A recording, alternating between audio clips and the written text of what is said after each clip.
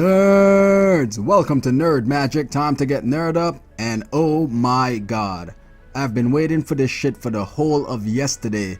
UPS dropped this off like around midnight. Like, who the hell does that? They must think I'm a friggin' vampire or something. Like, why the hell it came so late? I can only assume it's the guy last day of work, so he's just doing whatever the hell he wants to do. Anyways, so I got the S8 Plus so I can present it to all my nerds such as Darren, Ernesto, Pete, Chike. I love all of you guys, and of course I can't mention all of you as this will be a shout out video instead of a unboxing and overview. And yeah, so I purchased it. I got it from T-Mobile version, and as you can see, I'm just trying to get this shit out of the box here, and ooh, I love the box. It's so beautiful. And I don't have my nerd magic knife, unfortunately, so I gotta do it like Wolverine here. Tear this off. Alright, so I got the box open now. Ooh, this looks pretty nice. Alright, let's take it out. I'm having a little difficulty here, I apologize. So yeah, so I got the phone here in my hand, and the color I went for is the midnight black, but they have a selection of 3, so it's your preference on that. Okay, so let's see all the toys we have to play with inside the box. Okay, so here we have our SIM card ejector, and in addition to that we have our our fast charge adapter. That's what Samsung is calling it. I can only assume the documentation is in the black stuff there where the SIM injector is in. In addition to that, we have a USB adapter here, USB type C to USB on the female end. We got the USB on the male end, USB type C, so you can transfer data, like example a flash drive. If you have information on your flash drive that you just want to transfer, you can do it like that with that. And here we have our USB type C cable. I'm really loving the all black that they're doing here with all the accessories for the Samsung Galaxy S8 series. Okay, let's see what else we got in the box here. Okay, so we also have a USB type C to micro USB converter. So if you have your old micro USB cable, you can just plug it in here and turn it into a USB type C cable to charge your phone. So that's pretty cool, that's pretty beastie. And the moment that everyone has been waiting for, here it is. We got the AKG cables, and this retail for actually $99 in store. So it's great to see that Samsung actually had this pre-packed in the box free of charge. Let's see what the competitors are going to do. Hopefully they do something like what Samsung does, because this feels pretty premium in the hand so far. Okay, let's skip all this crap right here and let's get down to business, what we all have been waiting for. Alright, and here is the Samsung Galaxy S8 Plus. Again, I purchased the midnight black version. At the back we have the fingerprint scanner, which looks pretty stupid. Okay, so let's power on the phone here, and I'm gonna mess with it a little bit so I can give you guys at least my opinion on it after 2 hours of usage. So with the magic of editing, I will be back in just a few seconds, nerds. Okay, now I've messed with it a little, guys. I can tell you right now that this is the best Samsung phone, period, and it's the best Samsung TouchWiz, period.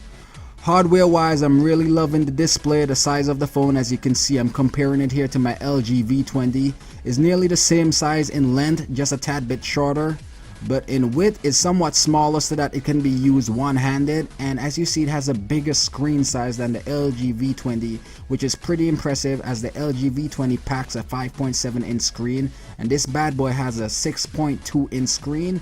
And let me do another comparison here next to the iPhone 7 Plus just for you to get a better perspective of this. As you see, it's the slimmer of the two, but as you see, the size is pretty much identical to the iPhone 7 Plus. But when you do the screen comparison here, we're looking at a 2K display that is 6.2 inch compared to the iPhone 1080p, which is 5.5 inches in size. And in addition to that, guys, as I said, the TouchWiz is the best, period, and the phone is really fast, and this could be due to the 835 Snapdragon processor that is built into the phone. I had got no lag, period, while using the phone. And in addition to the Snapdragon processor, I think the 4GB of RAM complement this as well, because it really helps with the multitasking. And also the phone comes with a 64GB internal with the option to expand up to 256 gigs. And as you can see at the bottom of the phone, we have the USB Type-C cable, which supports fast charging.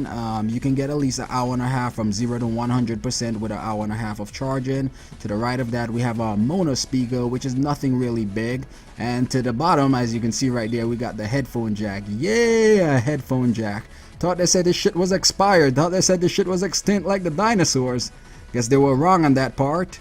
And also to the right of the phone also there's our dedicated power button, and to the left side of the phone we got our volume up and down button, and we also have our dedicated Bixby button to the bottom on the left side of the phone, in which I will talk about in the full review because I haven't really used Bixby as yet.